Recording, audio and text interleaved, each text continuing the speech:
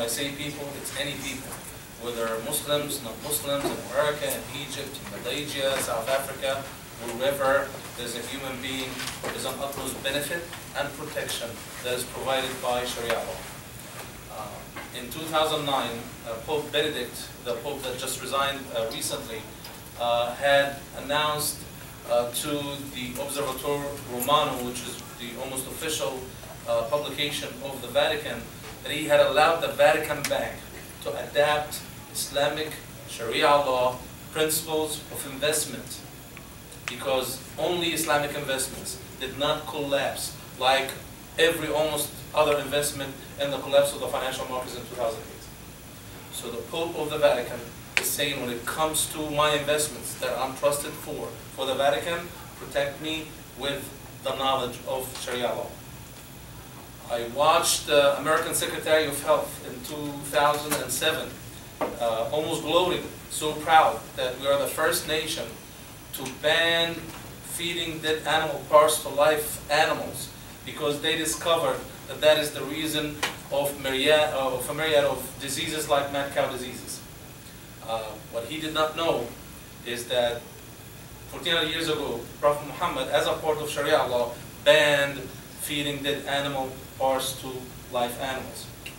A lot of people do not know that the foundation of our current civilization is based on the Islamic knowledge, which is a derivative of the mandate of seeking knowledge, which is an obligation upon every Muslim, male or female, in the middle of 7th century, 500 years before the Dark Ages in Europe. Matter of fact, algebra is nothing but the word al-jabr of Arabic, which is making fractions whole, and it's totally based on inheritance laws and the need to do fractions and calculations of various inheritance for males and females. A lot of people do not know that, for example, Oxford University was founded by a student of Islamic knowledge. Actually, a lot of people would think that Oxford University was founded by John of Oxford, who was the Bishop of Norwich, but actually he's the one who financed the university. The intellectual, the scholar who founded Oxford University is none other than Daniel of Morlaix, who learned Greek philosophy under the feet of Muslim scholars in Toledo, Spain, at the same time of Europe's Dark Ages. But why specifically Sharia law? Well, there's a lot of systems around, a lot of ways to manage people's life, a lot of ways to derive laws, to derive theories, to derive even scientific achievements, and so on and so forth. Why do we have to focus on Sharia law specifically? Simply, and it's so logical and so objective, if you believe that a human being created the iPhone, then a universe that is 13.8 billion light years wide had to be created by someone. SubhanAllah, one cell in the human body, and in your body there's about 100 trillion cells. If you just write the genetic code and put it in book format, you would need 900 books, 500 pages each. All specific, precise, intelligent information. If I get a bucket of paint and actually get 1 billion people lined next to me, each one with a different color, and we keep splashing the wall chaotically, as some people claim, as an act of nature and chaotically over the wall, you would not have one intelligent sentence written, and I'll give you 1 trillion years to do it. But when I see someone saying that, Imam Zayed is tall, dark, and handsome, then I might expect that, hey, there's an intelligent being there. When you have 900 books, 500 pages each, in one cell of the body, then that is intelligent information. And that is just one cell in our body. And if you look at my body and how big it is, subhanAllah, if you compare it to the size of the state of New Jersey, I do not almost exist. When you compare New Jersey to the rest of the planet, and then planet Earth is 1/100th of Mercury, planet Earth is 1/1,000,000th of the size of the sun, and there's 100 million suns in our galaxy, and our galaxy, compared to the size of the universe, does not exist. So if all that amount of intelligent information in the cell of our body, then there is a creator of heavens and earth, you and me. And as he created us from nothing, he will go back to the same nothingness of the grave. During that process, because he called himself, as we listen to the verses, the most gracious, the most merciful, he gave us the ways through which we can live the most joyful, satisfying, fulfilling life on our way to the utmost prize, which is paradise. Now, had I told you this 1400 years ago, when a man, a single man by the name of Muhammad, son of Abdullah, came from the Arab Peninsula, you would say, well, if there's just some man claiming something and there's hundreds of thousands of people who claim that the prophets of gods were gods themselves before, so how would I know that this is correct? Then it would come to the same theory, the same scientific miracles that we're talking about. But when we speak about it now, in the year 2013, and we have 1400 years of absolute amazing achievements of Islam as a theory, as an application, as a way of life, as a social system, as a scientific motivation for people to excel in their lives, then we have to pay attention, regardless if we're Muslim or non-Muslim or what ideology that we believe in. For example, I would take some examples of how Sharia law, specifically economically, can solve problems in America today. One of the biggest debates nowadays is the budget. That the taxation system is not fair. As a matter of fact, the biggest problem that is facing the world right now, that pushed countries to bankruptcy. Greece is already bankrupt. Iceland is already bankrupt. Portugal is already bankrupt.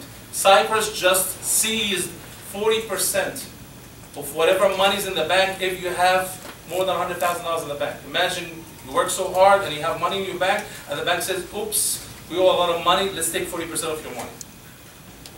In 2008, there was an estimate of about $10 trillion that were lost.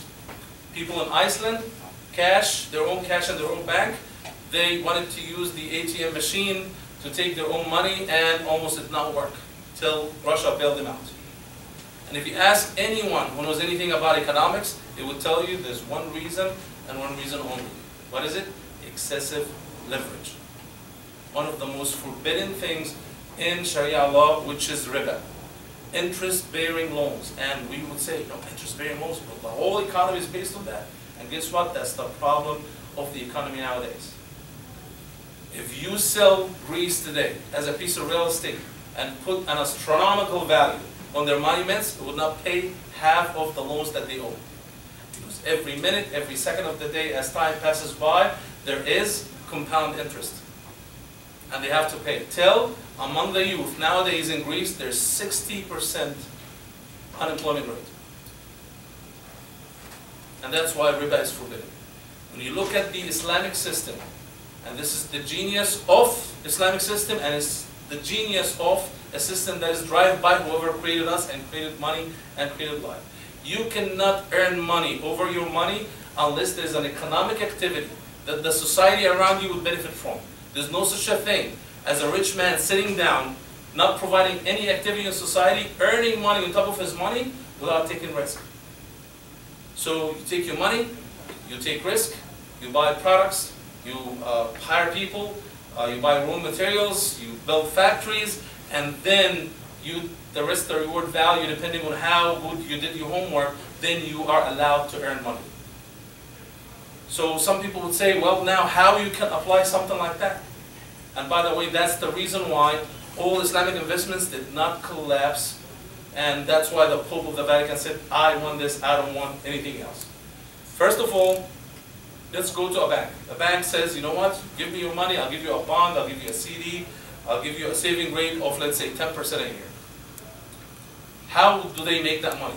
What they do is that they go out and lend people money. And let's say they lend them with 15, 20%. And if the people pay back the money, plus the interest at 20%, the bank takes his profit, let's say 5, 7%, 10%, takes a cushion, a reserve, just in case if someone does not pay back the loans, so they can use that against that cushion, and whatever is left, they pay you as the rate that they promise you. Now, in the Islamic way, it's called equity financing. What does that mean? The same amount of money that the bank is lending a company that is supposed to be successful to pay back the loan payments, the bank takes an equity piece in the company. So let's say the company is worth $1 million and they want to borrow $100,000. The bank will give them the $100,000 for, let's say, a 10% stake in the company. By that, the bank has a piece of the equity, and he's entitled to 10% of whatever profit that that company would make, and he's also going to get 10% of the loss that the company would make. So instead of that company, let's say, making 30% profit and paying him 15%, and he takes a part of that and give you, instead of that, then the bank is entitled to take the entire 30% of the profit. To take whatever reserve that he wants and give you more. More importantly, that financing, you got the $100,000, that was not a cost additional to the product that that company sells. What do I mean by that? And by that, you understand what inflation is and why the value of money keeps going down. Let's say I have a product. I have, that phone, let's say, and it sells for $100. And I have a lot of demand, a lot of people want to buy it. So I want to expand, but I need money to expand.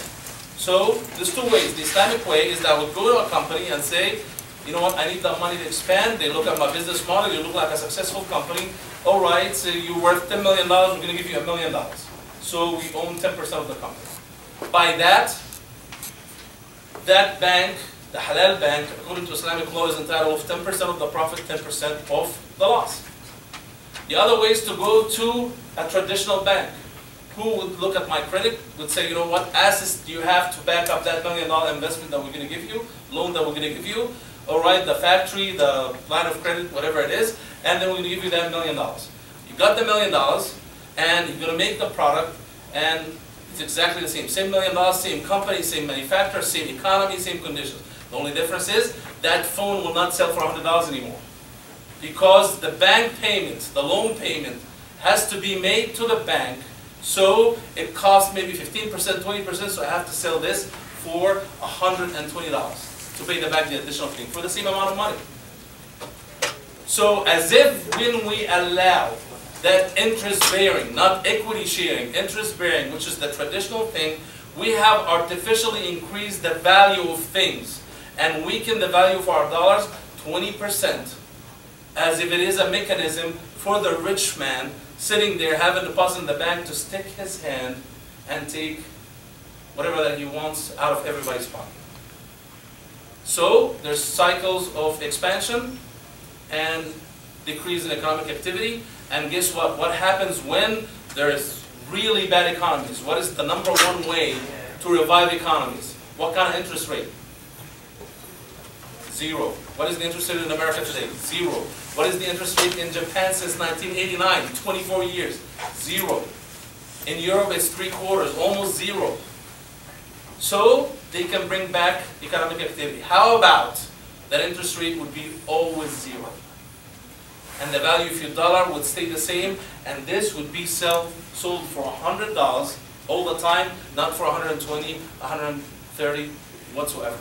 This just little aspect of economics in Sharia law can make the difference between an inflationary, unfair way of the rich getting richer and the poor getting poorer, and people going through cycles of expansion and recessions and so on and so forth that devastates the lives of people as much as the size of $10 trillion just in market cap loss in 2008.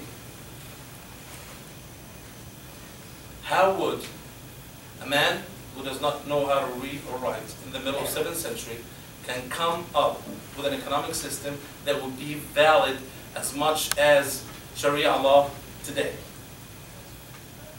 Another aspect of applying Sharia law.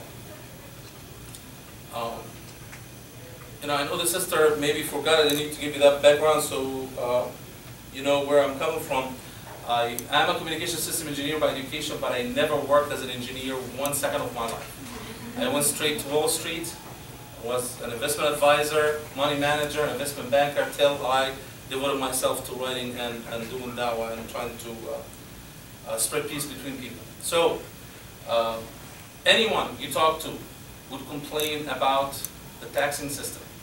Matter of fact, the second richest man in the world, Warren Buffett, who's also one of the most honest people that are rare to find in Wall Street, had said, how come I'm worth $60 billion? and my tax rate is less than my receptionist who does not make $50,000 or $60,000 a year. That's how unfair it is.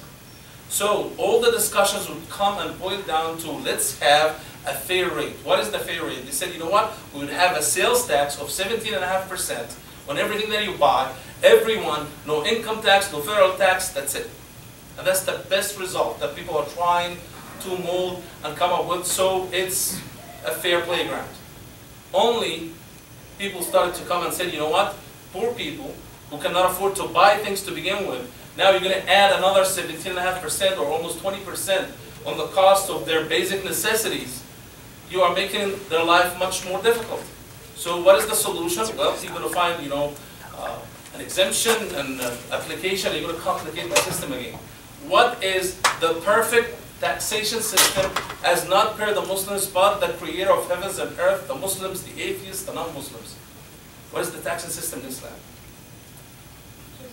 Zakah. What is it? Spend whatever you want. Earn whatever income you want. All throughout the year. And after the end of the year, whatever money that you have left with you, that you had absolutely no need for, you pay 2.5% of your assets. It's an assets-based taxation, not income-based taxation. So, I'm a poor person. I live check by check. How would I pay taxes? No, you don't pay any taxes. Because you have nothing left with you. And even when you have something left with you, there's a limit, which is about 90 grams of gold. Let's say 100 grams of gold. A gram of gold today is $61. It's about $6,000. If you have left with you over a year less than $6,000, then you don't pay any taxes. Anything over that, whatever that you have, aside from the value of your house and your car, liquid assets, whether the inventory of your business or cash in the bank or stocks, whatever it is, whatever they're worth, divided over 40 pieces. Divide into 40 pieces and give one only to the government. And you always keep 39 pieces out of 40, or 97.5% of what you have left. That's the taxation system in Islam. Now, am I standing next to Prophet Muhammad ﷺ and saying, you know what, I have a theory, I have a new thing, let's try it? No. For the past 1400 years, whenever that taxation system was applied, it was the highest living standard that humanity had ever seen. Do you know what era was the highest living standard in the history of mankind? Anyone knows? It's the era of what they call the fifth guided Khalifa, that is Umar ibn Abdul Aziz radiallahu anhu. He's the grandson of Umar ibn Khattab, the third or the second ruler after the passing of Prophet Muhammad ﷺ. That was probably closer to the year 960 to 962. Why I say it's the highest living standard in the history of mankind. First, the Muslim treasury collecting zakat properly. The rich had no problem paying zakat because, I know nowadays, read the newspaper, people siphon their monies off in offshore account, pay 5%, sometimes 10% for people to launder their money and send it overseas so they avoid paying the tax rate of 35% on corporate profits. And everybody does it from GE all the way down. If you tell them, you know what, keep your money here, it's all yours, spend as much as you want, whatever is left, give me 1/40th, 2.5%. And I hope we're all good at math. That doesn't mean that after 40 years their money is going to be decreased, because 2.5% of 97.5% the following year would be less than the first year. So everybody pays. And then you give the money to the Muslim treasury. Spending tax money goes first to the poor, then the needy, then the government workers, then people who have difficult situations. They have money, but they have difficult situations. Then people who are poor and needy and were given government help but had to borrow money and they cannot pay the loans back. The government would pay their loans. And people who are transitional. One of the aspects at the time of Umar al-Aziz, Egyptian, I don't know if you're Egyptian here, maybe you heard this word before, Tikiya. As a matter of fact, when somebody come and becomes a lazy guest or something, you would tell them, what do you think, it's a Tikiya here? What is Tikiya? That's the inception of the first hotel in the world. What was it? The government cared for the people and had so much money that in remote areas, they had these small hotels or small inns where if you're a traveler, regardless who you are, where you come from, you can go there, you can bathe, you can sleep, you can eat for free as long as you want till you continue to travel. Fully paid by the government. The Muslim treasury was flown with the money to the limit that they went in the street and said, you know what, we collect these to benefit people. We have no more needy, we have no more poor, we have no more people in desperate need for anything. So we have to benefit souls around us. Anyone who wants to get married will pay for your marriage cost. No one come forward. Because Islamic law is based on social justice. As Prophet Muhammad had said, لَإِقَامَةَ حَدٍّ مِّنْ حُدُودِ اللَّهِ خَيْرٌ مِّن مَطَرِ 40 يَوْمًا. To apply the laws of Allah subhanahu wa ta'ala, creator of heavens and earth justly, is better than the rain of 40 days on a desert. That is to us like it's raining $100 bills for 40 days. So that's how important social justice. So applying these economics with the social justice associated with it, people had more integrity than they had more money. So when they offered additional money, a lot of people who are rich would not mind to, they see a $10 on the floor, they would chase it. They said, no, I didn't work for it, I don't want it. And they don't want to take it. So they had people walking down in the street saying, you know what, if you have any debts, whatever it is, we will pay your debts for you. And still no one come forward. They had the money and no one wants it. So it was the legendary saying of Umar ibn Abdul Aziz when he said, buy seeds with it and throw it on the heads of mountains. So no one would say that a bird had ever got hungry in the land of the Muslims. انظروها على رؤوس الجبال حتى لا يقال أن طيرا قد جاع في بلاد المسلمين. At the time of Umar ibn Aziz, if you were handicapped, the government would assign for you a person, fully salaried employee, from sunrise to sunset to take care of all your needs. The first time that there's an appellate court in the history of mankind, at the time of Umar ibn Aziz, a judge ruled unfairly, you go to another judge seeking the justice that you think you did not get. The expression of the accused is innocent till proven guilty was coined at the time of Umar ibn Aziz. In the middle of 9th century, Umar ibn Aziz issued a decree to the people of Egypt that you cannot load an animal with more than 300 pounds. Laws for the care of the rights of animals. Mind you, I'm not talking about the genius of Umar ibn Aziz because he was nothing but a scholar of Islam. He was applying exactly Islamic law like it should be applied. He did not create a new version of law or a new theory that the Muslims never seen before. It's exactly the same orders, the do's and the don'ts in Islamic law. How would you like to live in a taxing system like that? 2.5% of assets above and beyond what you spent?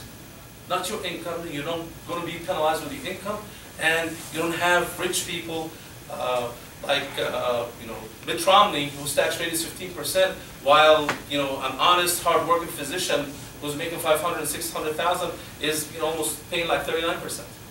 How would you like that? Again, how is it possible that someone in the middle of 7th century would come up with this genius way of running a complex system that is so appealing today after 1,500 years? He would tell you, no, it's not me. I do not utter of my self-desire. I tell you what the creator of heavens and earth is telling me. And Islamic law in its entirety can be summarized with the beautiful verse in the Quran, Surah Al-A'raf, chapter 7, number 157, وَيُحِلُّ لَهُمُ الطَّيِّبَاتِ وَيُحَرِّمُ عَلَيْهِمُ الْخَبَائِثِ وَيَضَعُ عَنْهُمْ إِصْرَهُمْ وَالْأَغْلَالَ الَّتِي كَانَتْ عَلَيْهِمْ. Whatever that is good for you, that is not good for you with the knowledge of Moustafa Zayed, but good for you with the knowledge of who created you and whom you will return to. Whatever that is good for you, that is what is halal, that is what is allowed for you. And whatever that is harmful and hurtful for you, that is what is forbidden for you. As a matter of fact, harm and haram are almost the same word. And after you apply that, you would get the freedom that God had ordained for you, and you would take the chains, the man-made theology chains that they put on the backs of people. That is Sharia law, and that is Islamic law. Again, I go back to the application of Sharia law in society. And I would like to touch base on some of the laws, it's economic, but also it's social, because one of the features of Sharia law that a lot of people do not talk about, even though it is fundamentally important, is that it's the only law in the world that every aspect of it is linked with an ethical value. It's not that we sit in a democracy, like what, in the Netherlands, and said, you know what, let's take votes. Should we allow marijuana to be sold in every supermarket for kids or not? And they took a vote and said, all right, go ahead. No, in Islamic law there has to be an ethical value, and that's where the law is driven from. For example, inheritance law. Some people would come and say, you know what, you talk about social justice, how is it that a woman inherits half of the man in inheritance law, and it's a part of Sharia law? It is not fair to women. And I hear this so many times, and I cannot but grin and laugh when I hear it every single time. There's 34 potential inheritance possibilities in Islamic law. 4 cases, the female inherits half of the counter male. The other 30 cases, the female either inherits exactly the same, more, and in 3 cases she inherits and the counter male does not inherit whatsoever. But what a lot of people do not know is that, yes, if I pass away, I have a son and a daughter, my daughter would get half of my son. But what they do not tell you is that my son takes double, because with his inheritance, he inherits my financial responsibility towards my daughter. He's financially responsible for her. In Islamic law, the father is financially responsible for her. If he passes away, her brother is financially responsible for her. Her husband is financially responsible for her, even if she makes more than him. She's an attorney, a doctor. She puts only money in the household budget if she likes to. But the husband is responsible 100% for the household budget. Versus, for example, the French law that obligates a woman, worker or not, to participate and put money, regardless, in the household budget. If the husband passes away, the son is responsible for the mother financially. So even though she takes half and he takes whole, her money is hers. And it's only subject to be increased, because when she gets married, Islamic law mandates she will get a dowry, and the husband will be responsible for her. And from his share, he would have to support her fully, totally and entirely, till she gets married. Now, what are the rules of inheritance in Islamic law? And it's called the law of fara'id, and that's what I said in the beginning, that's where algebra is driven from. If you look at the derivatives of that law, it's about 1,400 possibilities of relatives and different shapes of families and so on and so forth. To put your mind around it, you have to be really excellent at math and mathematics, and you have to have a really good mind. I would say somebody with a master's in math or a PhD in math would really appreciate the harmony and the togetherness and how the law is integrated in each other. The 3 main rules in inheritance law in Islam, and by the way, there's no such a thing as inheritance tax. In the state of New Jersey, if you leave over a certain amount of money, I believe it's $700,000, let's say you leave $500,000, and hey, it's $1 million after you paid all your taxes, they can take up to 60% of the money. That's money after the taxes that you paid already. If they don't do enough financial planning, the money is gone. There's no inheritance tax in Islam. Now, what are the rules? The rules number 1 is how close of a relative you are to the deceased, the person that you are inheriting from. So, for example, they say a woman inherits half of the man. Let's take that example. Grandfather, son, 2 grandchildren, male and female. The son dies. Yes, the daughter, the granddaughter would inherit half of the grandson, because the grandson is now responsible for her because of what he inherited from the man. Yet, the granddaughter would inherit more than the grandfather, even though a father and a mother in Islam, they're like as sacred as can be human beings. Why? Because she comes to become from the generation that is about to go into a new life and face their new life. The generation of the grandfather, they lived their life and accumulated their wealth. So she gets more than her.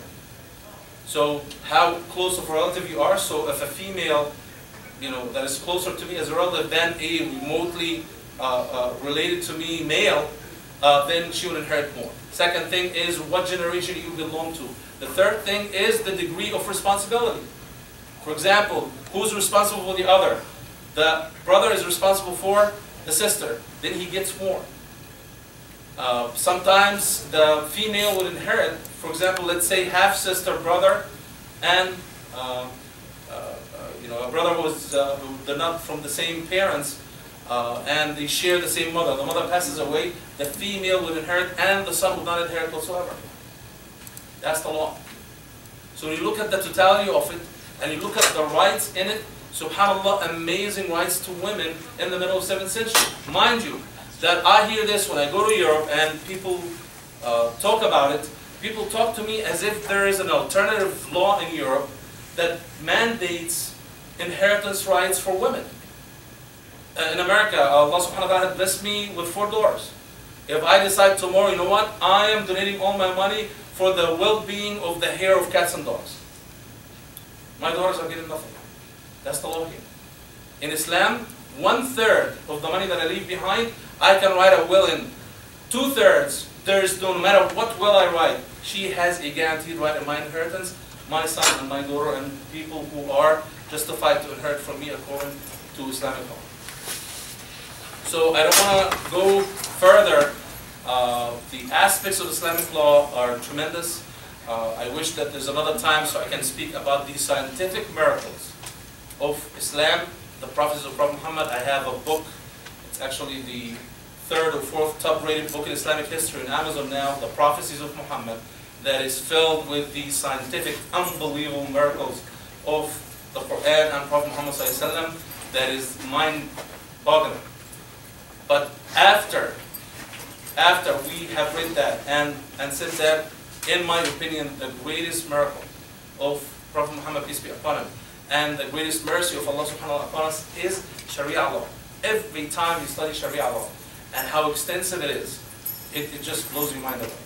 And no wonder Harvard Law said that Prophet Muhammad is one of the most law-given people in the history of mankind. Had they studied more, he is the #1, as Michael Hart had said in his well-known reference, the 100 most influential people in history, and actually Prophet Muhammad, he's non-Muslim, but he chose Prophet Muhammad to be #1. I can speak for days about these scientific miracles and how amazing it is. Mind you, and I'll leave you with this thought. In the middle of 7th century, any 3rd grader that you know in America has more knowledge than the #1 most knowledgeable scholar on earth at that time. Think about it. Geography, science, math. Yet, in the middle of 7th century, we have a man who did not know how to read or write, bringing us all that wisdom that we live, if we apply it correctly, the best life possible with it.